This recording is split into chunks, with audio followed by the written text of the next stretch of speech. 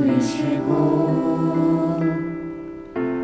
새와 나무의 노래로 내 맘을 위로하여 주시는 양들이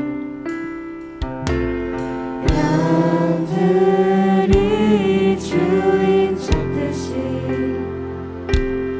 오직 한 분 목자인 내 주님을 내가 찾고 또 따르니 주 곁에 나를 메어 주소서. 주는 내 피난처 내 요새 되시니 내 피할 곳은 주뿐이네. 나 돌아갈래 그냥 주의 집에서 내 주님 맞아 양들이 주인 찾듯이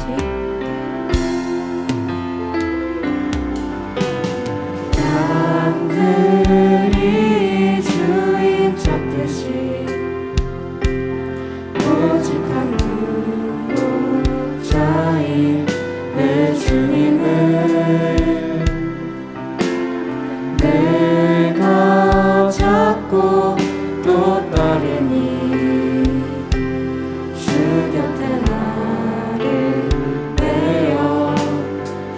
주는 내 피난처 주는 내 피난처 내 요새 되시니 내 피할 곳은 주뿐이네. 나 돌아갈래 그냥 주의 집에서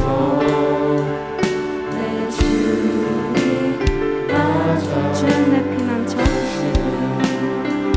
주는 내 피난처 내 요새 되시니 피할 곳은 주뿐이네.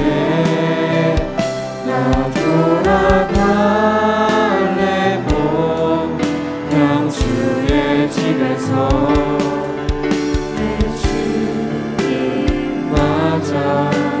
주시니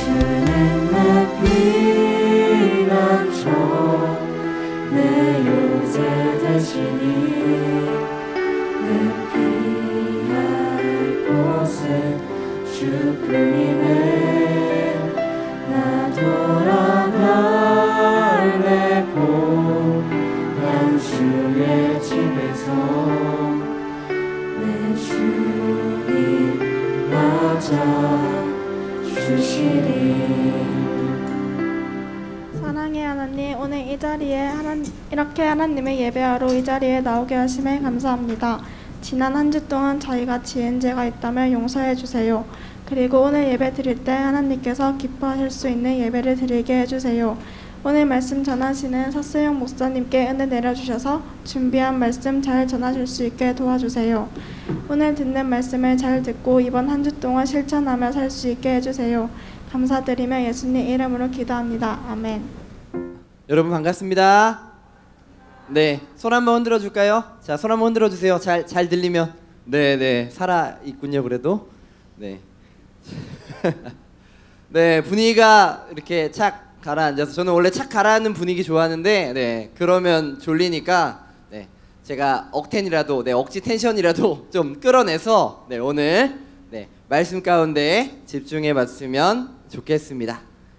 같이 먼저 말씀 한번 읽고, 네, 함께 말씀 나누도록 하겠습니다. 오늘 말씀은 요한복음 14장 25절에서 31절까지의 말씀입니다.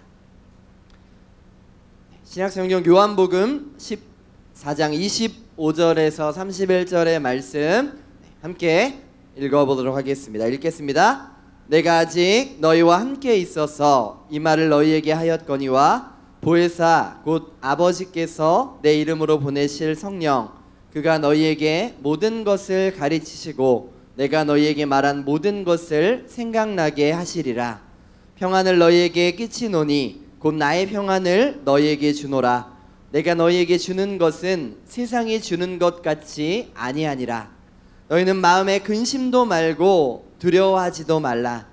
내가 갔다가 너희에게로 온다 하는 말을 너희가 들었나니 나를 사랑하였다면 나의 아버지께로 감을 기뻐하였으리라. 아버지는 나보다 크심이니라. 이제 이를 이루기 전에 너희에게 말한 것은 이리 이룰 때에 너희로 믿게 하려 함이라. 이후에는 내가 너희와 말을 많이 하지 아니하리니 이 세상 임금이 오겠음이라. 그러나 저는 내게 관계할 것이 없으니 오직 내가 아버지를 사랑하는 것과 아버지의 명하신 대로 행하는 것을 세상으로 알게 하려 함이로라. 일어나라 여기를 떠나자 하시니라. 아멘.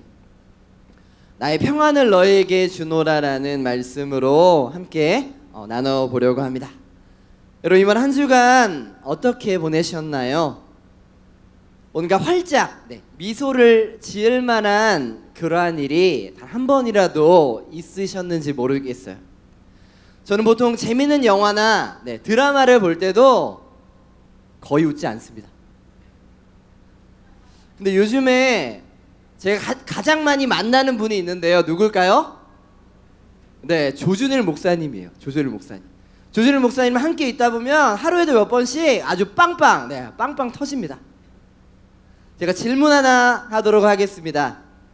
일주일에 6일 동안은 너무나 행복했는데 단 하루 너무 힘든 날이 있는 것이 좋을까요? 아니면 그냥 별다른 일 없이 그냥 무난하게 일주일이 지나가는 것, 둘 중에 하나를 선택하라고 한다면 여러분은 무엇을 선택하시겠습니까?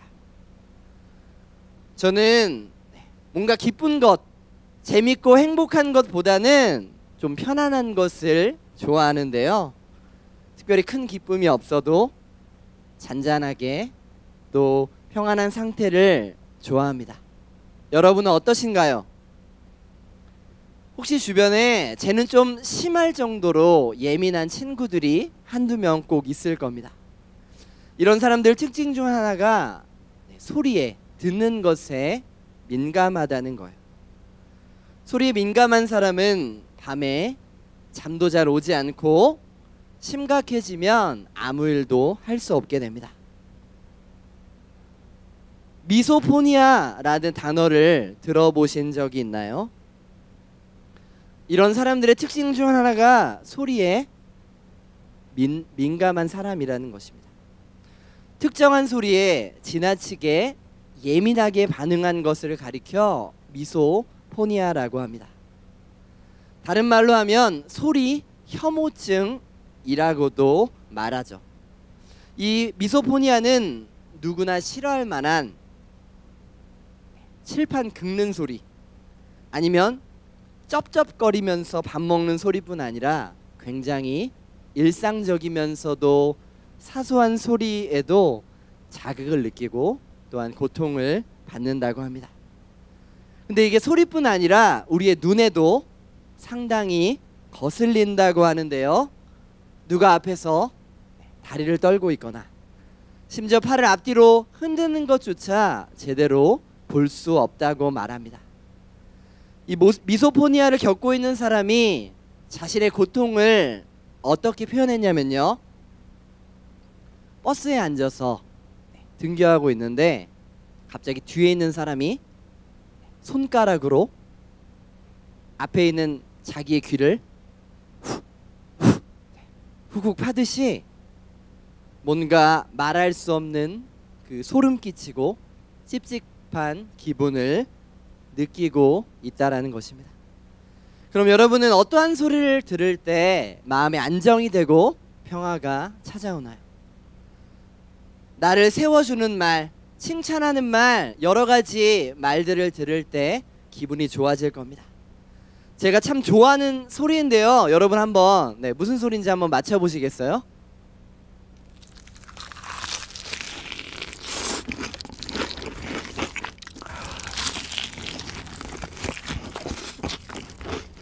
네, 여러분 무슨 소리일까요? 네, 뭐라고요? 네, 치킨을 먹는 소리입니다.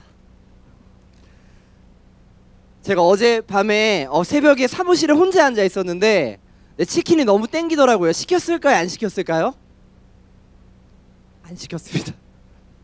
혼자서 먹기가 힘들더라고요. 네, 오늘 예배가 있어서 도무지 꾹 참고 오늘은 먹으리라 라는 생각을 가지고 치킨을 참고 지금까지 왔습니다. 여러분, 평안이라는 뜻은 걱정이나 탈이 없다, 또한 무사히 잘 있다라는 그런 사전적인 의미를 가지고 있습니다.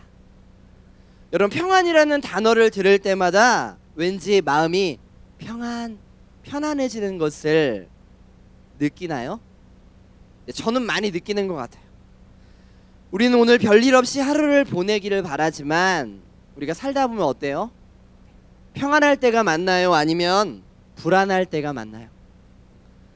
1년 365일 중에서 단 하루라도 좀 평안했으면 좋겠다, 마음이 불안하지 않고 오늘 하루 넘어갔으면 좋겠다라고 생각하는 친구들이 여기 많이 앉아 있을 겁니다.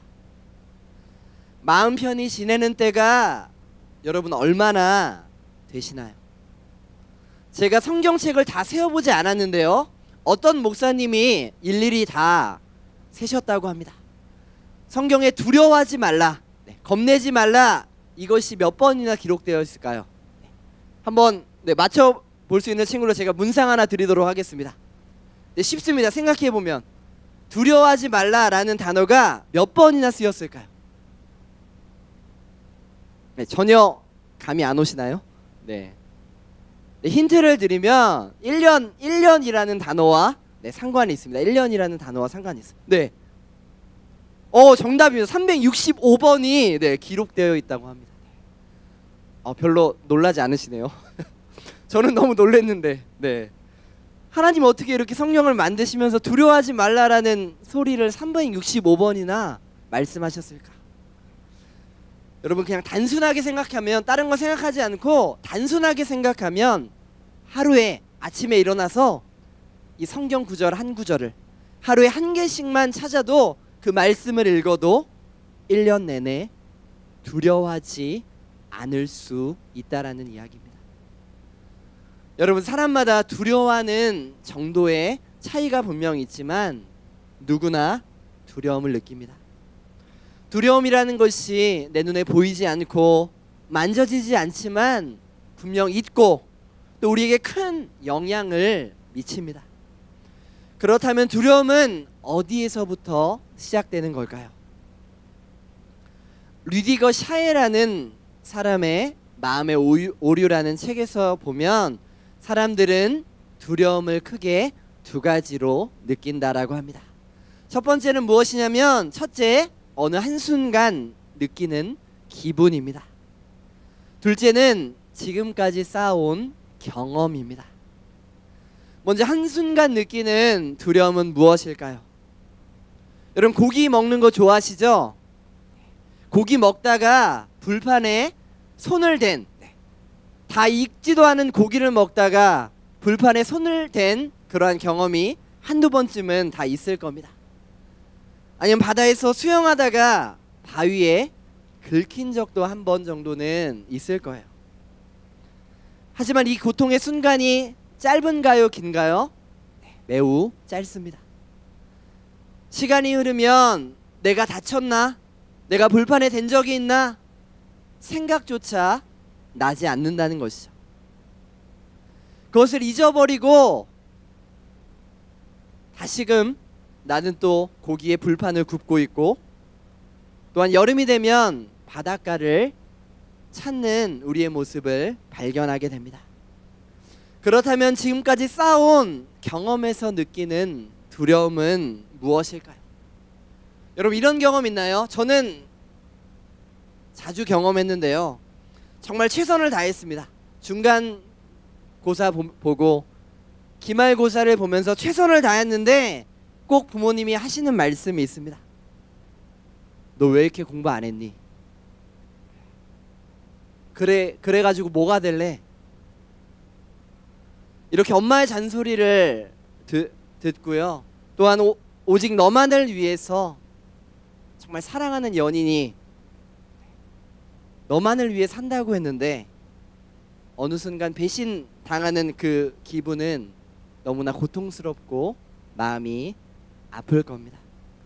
이런 종류의 두려움들은 아무리 지우려고 해도 잊으려고 해도 쉽사리 지워지지가 않습니다. 그렇다면 이 두 개의 차이점은 무엇일까요? 경험에서 느끼는 두려움에는 아픈 기억 뒤에 언제나 찾아오는 사람과의 관계 문제가 항상 남아있다라는 것입니다. 이것을 트라우마라고도 말하죠. 우리는 마음의 상처가 육체의 상처보다 쉽게 잊혀지지 않고 우리 마음속에 간직됩니다. 여러분 남들보다 뛰어나다고 해서, 남들보다 대단하다고 해서 두려움에 빠지지 않는 것은 아닙니다. 여러분 미국의 링컨 대통령 아시죠? 이 링컨 대통령은 많은 사람들의 존경을 받는 사람이었습니다. 그는 많은 전쟁에서 승리했고 또한 남들이 하지 못할 수많은 일들을 해냈습니다. 근데 이 링컨 대통령의 성경책이 지금 미국 워싱턴에 보관되어져 있는데요. 그 성경책을 보면 유독 손때 묻은 말씀 한 구절이 기록되어져 있습니다. 어떤 말씀일까요? 시편 34편 4절의 말씀입니다. 같이 한번 읽어보도록 하겠습니다. 읽겠습니다. 내가 여호와께 구하매 내게 응답하시고 내 모든 두려움에서 나를 건지시리로다. 아멘. 누구나 칭찬받고 칭찬하고 존경하는 이 사람 역시도 수많은 적들이 그를 물어 뜯기 위해서, 그를 괴롭히기 위해서 항상 그는 두려움에 떨 수밖에 없었습니다. 여러분 그렇다면 예수님은 어떠셨을까요?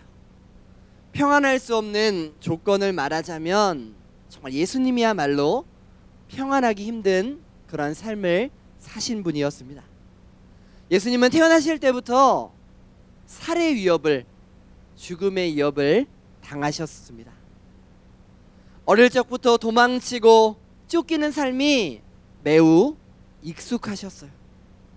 살아가기 위한 기본적인 것도 준비되지 않은 채 언제나 도망치고 떠나야 하고 누가 나를 해하지 않을까, 그러한 두려움에 떨고 계셨습니다. 그런데 적은 외부에만 아니라 내부에도 존재했습니다. 가룟 유다는, 예수님의 제자인 가룟 유다가 예수님을 팔기 위해서 넘길 기회를 살피고 있었다는 사실을 우리는 너무나 잘 알고 있습니다. 여러분 학교에서 여러분을 싫어하는 친구, 여러분과 안 맞는 친구가 분명 한두 명쯤은 누구나 있을 거예요. 학교나 반에서 단 한 명만 있어도 마음이 어렵고 단 한 명만 나를 싫어해도 견디기 힘든데 예수님은 그런 많은 사람들 곁에 언제나 둘러싸여 계셨습니다. 이처럼 예수님의 삶은 평안할 수 없는 조건들이 가득했다라는 것이죠. 근데 그런 주님께서 오늘 말씀에서 우리에게 이렇게 말하십니다. 27절의 말씀을 한번 읽어보도록 하겠습니다. 함께 읽겠습니다. 평안을 너희에게 끼치노니 곧 나의 평안을 너희에게 주노라. 내가 너희에게 주는 것은 세상이 주는 것 같이 아니하리라. 너희는 마음에 근심도 말고 두려워하지도 말라. 여러분, 가장 위태로운 분이 한 발짝 걸으면 절벽에서 떨어질 것만 같은 그러한 분이, 이 세상 모든 사람의 죄의 짐을 가지고 계신 그분이 평안하라고, 나의 평안을 너희에게 준다라고 이야기한다면 여러분은 이해가 가시나요? 여러분, 예수님은 죽음을 앞둔 상태에서 오늘 이 요한복음 14장의 말씀을 전하고 계셨습니다. 예수님은 신이시지만 분명 인간의 모습으로 오셨기 때문에 우리와 똑같은 두려움을 가지고 계셨습니다. 죽음이라는 이 큰 산 앞에서 두려움을 느끼고 우리와 동일한 감정을 가지고 계셨다라는 것이죠. 그래서 예수님이 어떤 마음이셨을까? 어떤 마음으로 이 말씀을 하셨을까 생각해 보다가 죽음을 기다리는 사형수와 같지 않을까 그렇게 고민해 보았습니다. 여러분, 죽음을 기다리는 사형수들은 과연 어떠한 생각을 할까요? 사형 집행 아침, 그들은 달라진 분위기를 직감합니다. 잦은 발걸음 소리가 들리기 시작하고요, 교도관들의 굳은 표정이 들려를 보게 됩니다. 주변의 통제로 싸늘한 분위기에서 평소라면 시끌벅적하던 재소자들이 얌전해지고 조용해지는 것을 느낍니다. 사형수들에게는 교도관들의 저벅저벅 다가오는 이 발걸음 소리에서부터 혼이 나가기 시작합니다. 자기가 있는 감방 앞에 들어오면서 죄수 번호를 부르고 가자라고 말하며 따라가는 모습이 눈앞에 상상이 됩니다. 예전 서울 서대문 형무소에서는 의무실을 지나쳐서 이렇게 왼쪽으로 꺾으면 사형장이 있었다라고 말합니다. 죄수들은 그 길을 가리켜서 지옥의 문이라고 불렀습니다. 처음에는 사형수들이 계속해서 자기에게 말하는 거예요. 나는 의무실로 가고 있어. 나는 의무실로 가고 있어. 난 오늘 죽는 게 아니라 의무실로 가고 있어 라고 계속해서 되뇌이듯 말합니다. 그렇게 간다고 생각하지만 왼쪽으로 꺾자마자 숨이 막혀오고 다리에 힘이 풀리기 시작합니다. 시선은 초점을 잃고 하늘 한번 쳐다봤다가 그대로 꼬꾸라져서 바닥으로 양손의 간수들에게 질질 끌려가는 그러한 모습을 우리가 볼 수 있습니다. 그때 애써 담담한 척하는 사람, 죽기 싫다고 애원하는 사람, 충격에 기절하는 사람 등 다양한 모습을 우리가 볼 수 있습니다. 여러분이라면 이런 상황에서 정말 거짓말이라도 내 마음이 평안해, 나는 괜찮아, 이런 가식적인 말을 할 수가 있을까요? 지금 당장 죽게 생겼는데 억지로라도 그런 말조차 나올 수가 없을 겁니다. 오늘 우리가 읽은 말씀은 마가라는 사람의 다락방에서 하신 말씀입니다. 요한복음 14장에서 17절까지의 말씀에 보면 예수님은 이 다락방에서 긴 설교를 하고 계십니다. 근데 이 말씀이 끝나자마자 18절의 말씀에 보면 예수님이 사로잡히시고 빌라도 앞에 서시고 십자가를 지시는 장면이 이어집니다. 그러니까 지금 예수님은 십자가를 지시기 바로 직전에 제자들에게 이 말씀을 하시고 계신 거예요. 곧 있으면 죽으실 주님께서 어떻게 평안하라고 우리에게 말씀하고 계실까요? 주님은 이렇게 말씀하십니다. 나의 평안을 너희에게 주노라. 여기서 주님은 나의 평안이라고 말하고 있습니다. 다른 사람이 누릴 수 없는, 예수님만이 가질 수 있는 그런 평안을 너희에게 주신다라고 말씀하고 계시죠. 여러분, 그렇다면 주님이 주시기 원하는 그 평안은 우리가 어떻게 하면 얻을 수 있을까요? 두 가지만 살펴보도록 하겠습니다. 먼저 첫째는 알면 평화롭습니다. 같이 한번 따라해 보도록 하겠습니다. 알면 평화롭습니다. 26절의 말씀에 보면 이렇게 말합니다. 제가 한번 읽어보도록 하겠습니다. 보혜사 곧 아버지께서 내 이름으로 보내실 성령, 그가 너에게 모든 것을 가르치시고 내가 너에게 말한 모든 것을 생각나게 하리라. 여기서 두 가지에 대해서 말씀하십니다. 첫 번째는 우리에게 가르치신다고 말씀하세요. 근데 여러분, 가르친다는 것이 어떠한 의미예요? 선생님이 우리에게 공부를 가르치시고, 제가 지금 강단에서 말씀을 전하는 것처럼 누군가가 말하는 것을, 누군가가 이야기하는 것을 우리는 가르친다라고 말합니다. 그런데 오늘 말씀에서 이 가르친다라는 의미는 우리가 알고 있는 가르친다는 것과 조금 다릅니다. 가르침을 받는다는 의미는 내 스스로가, 내가 원해서 내가 가르침을 받고 싶습니다.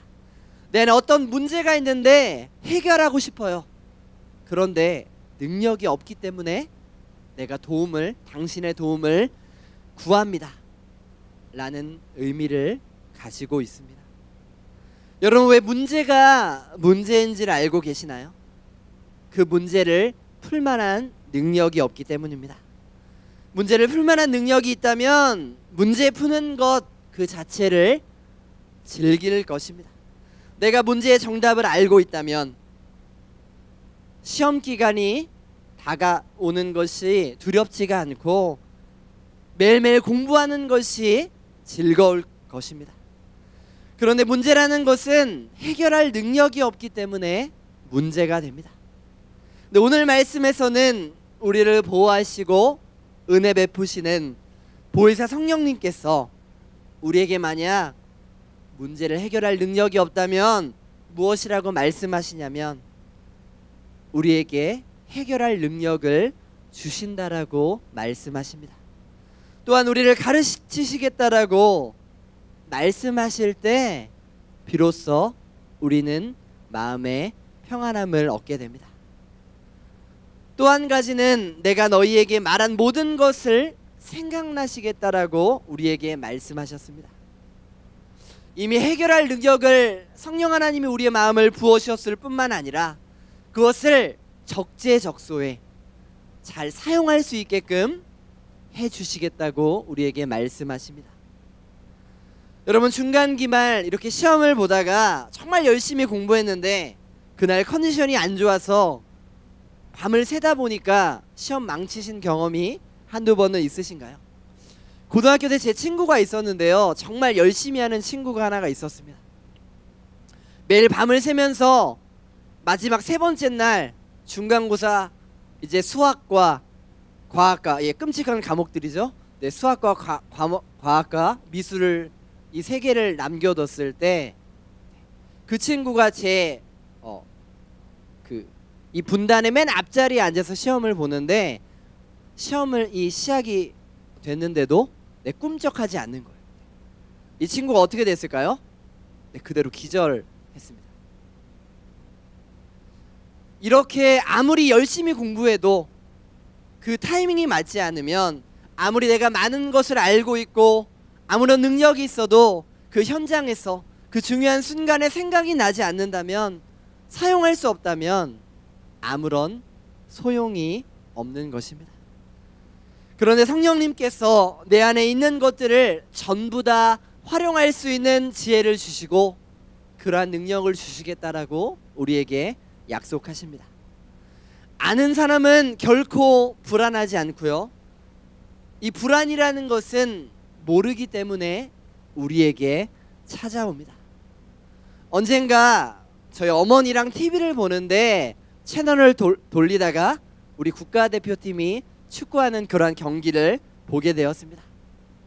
그런데 분위기상 이렇게 패스 연결이 되면서 이제 골 찬스가 나면 어떻게 돼요? 우리가 숨을 죽이고 TV에 집중을 하게 됩니다. 그때 골이 들어가자 저희 어머니가 일어나시면서 손을 들면서 골! 네, 이라고 소리치셨습니다. 근데 제가 옆에서 슬쩍 미소를 지으면서 저희 어머니에게 뭐라고 말했을까요? 엄마, 이거 재방송인데 왜 이렇게 좋아해? TV 오른쪽에 보이는 이 재방송 표시를 가리키면서 제가 그렇게 말했습니다.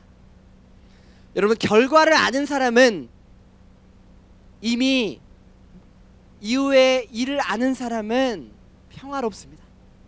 우리가 불안한 이유는 그 끝을 알 수 없기 때문입니다. 하지만 결과를 알고 있다면 전혀 불안할 것이 없습니다. 분명 과정이 힘들 수 있지만 그것을 거쳐가는 것이 힘에 겨울 수 있지만 끝을 보기까지의 시간은 고통스러울 수 있지만 결과를 아는 사람은 그 과정 자체를 하나하나 견뎌낼 수 있는 힘을 얻고 있는 것이죠. 두 번째로 보면 삶의 목적이 분명하면 평화롭습니다. 여러분, 우리가 목적이 분명하면 길을 잃지 않는다라는 말에 대해서 여러분 잘 알고 있을 겁니다. 우리가 목적이 분명하면 뭘 해야 할지, 오늘 내가 뭐 해야 되지, 오늘 내가 어떠한 삶을 살아야 되지, 그렇게 고민하지 않습니다. 이 목적을 가리켜 또 이렇게 말하는데요, 시간을 소중히 하려는 의지가 바로 목적이라고 말합니다. 뭐라고요? 시간을 소중히 하려는 의지가 바로 목적이다라고 말합니다. 여러분, 예수님께서는 오늘 말씀에서 보면 이 세상의 임금, 가장 큰 통치자, 짱이라고 말할 수 있는 이 빌라도와 가야바라는 사람 앞에서 예수님이 서게 됩니다. 여러분, 예수님도 부담이 되셨을까요? 저라면 부담이 됐을 것 같아요. 근데 그들이 나를 재판하고 나를 죽이려 하고 그렇게 나를 신문하고 정죄한다 할지라도 예수님이 뭐라고 말씀하셨냐면 나는 아무런 상관이 없다라고 그렇게 말씀하셨습니다. 31절의 말씀에 보면 이렇게 말씀하십니다. 오직 내가 아버지를 사랑하는 것과 아버지의 명하신 대로 행하는 것을 세상으로 알게 하려 함이로라. 일어나라, 여기를 떠나자 하시니라. 여러분, 다른 사람이 나를 옥죄고 정죄하고 괴롭힌다 말할지라도 나에게 분명한 목적이 있으면, 하나님 아버지께서 나에게 주신 분명한 사명이 있다면 나는 그저 그 일을 행할 뿐입니다 라고 우리는 고백할 수 있습니다. 이처럼 예수님과 같은 삶의 목적을 품을 때 우리는 거기에서 오는 평안을 누릴 수가 있는 것이죠. 여러분, 그런 삶을 살아가다 보면 우리의 삶은 단순해집니다. 우리의 인생의 염려가 찾아올 때마다 이것이 중요한 게 아니라고 말하고, 매일 고민하는 것은 내가 복잡하기 때문입니다. 다른 말로 말하면 삶의 목적이 불분명하기 때문인 것이죠. 여러분, 우리가 어떤 일을 만나든 이를 통해서 주님에 대한 사랑이 드러나고 하나님이 드러날 수 있는 것을 언제든 선택할 수 있기를 예수님의 이름으로 축복합니다. 그럴 때 여러분의 마음에 세상이 줄 수 없는 평화가 분명히 임할 것입니다. 그리고 주님은 담담하게 우리에게 말씀하세요. 일어나라, 여기를 떠나자. 지금 여기 이곳, 내가 두려워하고 힘들어하고 있는 그곳을 떠나라고 말씀하십니다. 그런데 도망치는 것이 아니라 그 문제에 더 다가가자라고 말씀하시는 거예요. 여러분, 문제가 없어서 평안한 것이 아니라, 내가 마음에 불안함이 없어서 그런 것이 아니라, 문제가 있음에도 불구하고 어떤 문제가 다가와도 내가 해결할 수 없는 것이라면 해결할 수 없는 그 문제를 해결해 주실 능력을 주님이 주신다라고 말씀하십니다. 할 수 있는 것이, 내가 할 수 있는 것이 있다면 할 수 있도록 힘을 주신다라고 주님은 우리에게 분명히 말씀하고 계십니다. 결국 이런 모든 일을 통해서 예수님은 자신의 하나님에 대한 사랑을 드러내시고 하나님께서 주신 사명을 이 땅에 드러내는 것이니 내가 평안할 수밖에 없다라고 우리에게 말씀하십니다. 여러분, 이제 말씀을 정리해 보려고 합니다. 사랑하는 여러분, 오늘 하루도 예수님께서 우리에게 주시는 참된 평안을 누리시기를 바랍니다. 그것을 정말 소망하며, 내가 오늘 주님이신 이 평안, 이것이 없으면 하루도 살 수 없습니다 라는 그러한 고백이 여러분의 진실된 고백이기를 소망합니다. 그렇기 위해서 여러분이 할 것이 무엇일까요? 그것은 내 마음이 어떠한지, 지금 내 상황이 어떠한지 내 마음을 점검해 보는 일입니다. 내 마음에 어려움이 있다면, 힘듦이 있다면 솔직하게 인정하고 고백하는 것에서부터 시작됩니다. 우리가 정신없이 공부하고 정신없이 놀다 보면, 또한 정신없이 세상 속에 살아가다 보면 잠시 시간을 멈추고 내가 오늘 무엇을 생각하며 살았지, 내가 무엇을 기억하며 살았지, 이렇게 나를 돌아보는 시간이 참 적은 것을 경험하게 됩니다. 그런 마음을 가지고 주님 앞에 나아갔을 때 주님이 주시고자 하시는 이 평안이, 이 세상과 이 줄 수 없는 평안이라는 것을 우리에게 말씀해 주고 계십니다. 오늘 말씀하시는 것처럼 성령 하나님께서 그것을 가르쳐 주시고 생각나게 하십니다. 여러분, 저는 자주 이러한 생각이 많이 듭니다. 누가 내 마음을 좀 알아줬으면 좋겠는데, 부모님도 친구도 내 마음을 알아주지 않을 때가 있습니다. 이 세상에서 나 혼자 있는 것 같고, 이 세상에서 나만 살아가는 것 같이 느껴질 때가 있습니다. 근데 바로 그때 주님은 우리에게 말씀하십니다. 내가 가지고 있는 평안을 너에게 줄게. 어디서도 누려보지 못한 그 평안을 너가 경험하기 원한다. 마음껏 누려보렴. 내가 가진 이 평안, 이 세상이 줄 수 없는 것, 그 평안을 너희가 알기 원한다. 그렇게 주님을 말씀하십니다. 여러분, 그렇게 말씀하시는 성령 하나님이 이번 한 주간도 여러분의 삶 속에서 참된 평안을 넘치도록 여러분에게 퍼부어 주시기를, 넘치도록 채워 주시기를 예수님의 이름으로 축복합니다. 이 시간 함께 찬양하며 나아가도록 하겠습니다. 네, 마음속에 어려움이 있을 때 함께 찬양하며 기도하며 나아가도록 하겠습니다.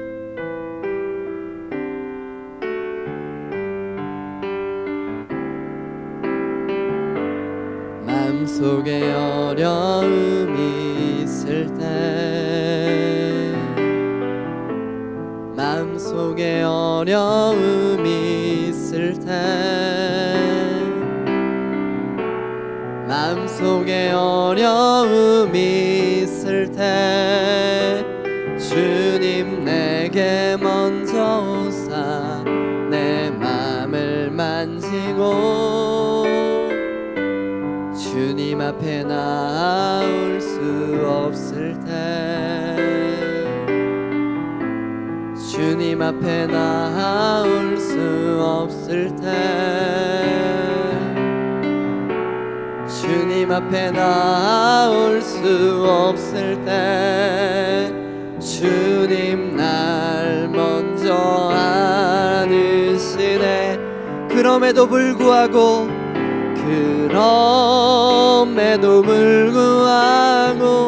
날 사랑하시는 내 하나님의 사랑은 나의 모든 걸 덮고 그럼에도 불구하고 날 안아주시는 내 하나님을 부를 때 아버지라 그럼에도 불구하고 날 사랑하시는 내 하나님의 사랑은 나의 모든 걸 넘고 그럼에도 불구하고 날 안아주시는 내 하나님을 부를 때 아버지라 부르죠. 이 시간 함께 기도하실 때 이렇게 생각해 보기를 원합니다. 우리가 이 세상을 살다 보면 단 하루도 평안한 날이 없을 때가 참 많이 있는 것 같습니다. 2022년 이 대한민국에서 고등학생으로 살아가는 삶이 참 쉽지 않은 것 같아요. 매일매일 생각은 나는데 진로에 대한 부담감이 있고 내가 무엇을 하며 살아갈지에 대한 그런 생각이 드는데 해결책은 보이지 않습니다. 때로는 부모님과의 말다툼 때문에 내 마음이 상할 때가 있고요, 친구들과의 문제들 때문에 홀로 아파할 때가 많이 있습니다. 이렇게 끝도 없이 여기가 가장 밑바닥인 것 같은데 더 내려갈 곳이 없을 것 같은데 우리의 마음이 무너뜨리고 좌절하게 만드는 것이 끝도 없이 우리를 찾아옵니다. 그러나 그때 주님은 우리에게 무엇이라고 말씀하시냐면요, 두려워하지 말라라고 말씀하십니다. 자신은 죽음의 위협 속에서도 그분이 가진 평안을 우리에게 주시겠다라고 말씀하십니다. 여러분, 이 시간 기도하실 때 내 안에 계신 성령 하나님, 내 상한 마음을 어루만져 주시고 이 세상에 없는 주님이 주시는 참된 평안을 주시옵소서. 제 마음을 다른 것으로 채우지 않고 주님이 주시는 평안으로 이 세상을 살아가기 원합니다. 그렇게 날마다 기뻐하며 참된 평안을 누리며 살아가기를 원합니다. 그런 마음을 나에게 허락하여 주시옵소서. 이런 마음을 가지고 이 시간 함께 기도하며 나아가도록 하겠습니다. 기도하겠습니다. 사랑과 은혜가 풍성하신 하나님 아버지, 이 땅을 살아가는 것이 너무나 힘이 없습니다. 하루하루를 때로는 견디고 버티고 살아갈 때가 너무나 많습니다. 고등학생으로 살면서 무엇이 이렇게 걱정이 되는지 하루에도 수십 번 고민하며 생각하며 풀리지 않는 문제 가운데 살아갈 때가 너무나 많습니다. 그러나 그런 마음이 있을 때 주님 앞에 나오라 말씀하십니다. 주님 앞에 겸손히 나와서 무릎 꿇어 기도할 때 주님이 모두 들어주신다 말씀하십니다. 주님, 내 안에 계신 성령 하나님, 우리의 귀에 기르시고 인도하시고 역사하시고 말씀하여 주시옵소서. 두려워하지 말라, 놀라지 말라. 내가 너의 하나님이니라. 내가 너를 굳세게 하리라. 내가 오른손으로 너를 붙들리라 말씀하시는 그 하나님의 평안한 마음으로 나를 채워 주시옵시고 함께하여 주시옵소서. 이런 마음을 가지고 이 땅 가운데 날마다 승리하며 살아갈 수 있는 우리 모두가 될 수 있도록 주님 인도하여 주시옵시고 함께하여 주시옵소서. 사랑과 은혜가 풍성하신 하나님 아버지, 우리가 이 세상을 살다 보면 정말 단 하루도 평안한 날이 없을 때가 너무나 많습니다. 우리가 이 땅에 살아가다 보면 정말 부모님과의 갈등으로 인해서, 또한 친구들과의 문제로 인해서 힘겨울 때도 너무나 많습니다. 주님, 그때마다 내 마음을 만지시고 내 안에 계신 성령 하나님, 주님의 참된 평안을 허락해 주시옵소서. 이 세상이 줄 수 없는 평안, 내가 게임을 하고 누군가를 만나고 뭔가에 빠져서 거기에 정말 진정한 평안이 있다라고 말할 때 주님은 아니라고 우리에게 말씀하십니다. 그 마음을 우리가 알게 하시고 깨닫게 하시고 주님이 주는 참된 평안을 누리며 살아갈 수 있도록 주님 도와 주시옵소서. 내 안에 주는 평안을 가지고 이 하루를 살아갈 때 날마다 주님이 주는 참된 기쁨과 참된 평안으로 살아갈 수 있는 우리 귀한 주님의 백성 될 수 있도록 인도하여 주시옵소서. 감사드리며 살아계신 예수님의 이름으로 기도드리옵나이다. 아멘. 헌금하도록 하겠습니다.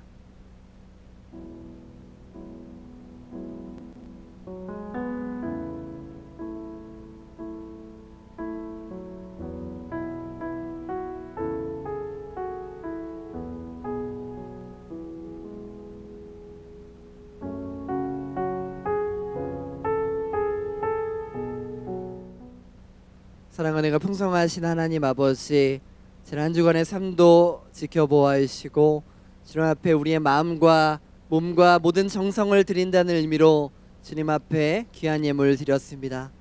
드린 손길 한 사람 한 사람 기억하시고 날마다 주님이 주시는 참된 평안을 누리며 살아갈 수 있도록 인도하여 주시옵소서. 주님께 드릴 것을 아끼지 않고 드린 자마다 날마다 주님이 주시는 참된 복과 은혜를 누리며 살아갈 수 있도록 주님 언제나 지켜 보호하시고 함께하여 주시옵소서. 지금은 우리 구주 예수 그리스도의 은혜와 하나님 아버지의 크신 사랑하심과 성령님의 임재 위로 교통하심이 주님의 주시는 참된 평안을 누리기를 간절히 소망하는 우리 귀한 고등부 학생들과 선생님들 위해 이제로부터 영원토록 함께 있을지어다. 아멘.